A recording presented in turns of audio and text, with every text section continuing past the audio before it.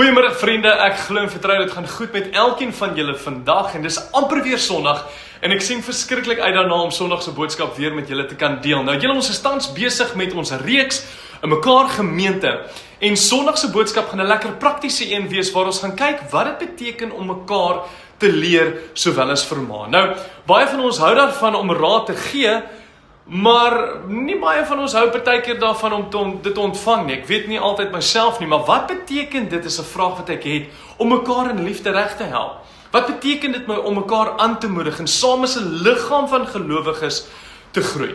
Wel, Sondag gaan ons kyk wat die Bybel sê, nie oor wat ek sê nie, oor wat dit beteken om die waarheid in liefde te deel. Wat dit beteken om maar ook van mekaar te leer en hoe God die woord maar sowel as die geloofsgemeenskap gebruik om vir my en jou te vorm. So vriende, ek hoop om jou Sondag 8:30 sowel as 10:00 hier by die kerk te sien vir daardie boodskap. Maar nou is daar 'n tweede deel van hierdie boodskap en dit is môreoggend 9:30 het ons vroue funksie en Tannie Christel en haar span is huidiglik besig om voor te berei vir môreoggend se vroue funksie. Maar hier is die kruks.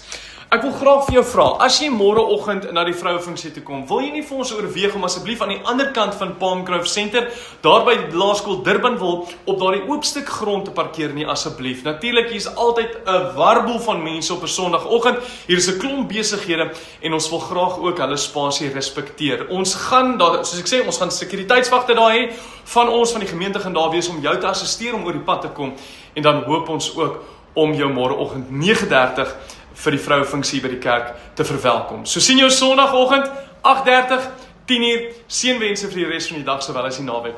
Blessings. Sien jou dan. Bye.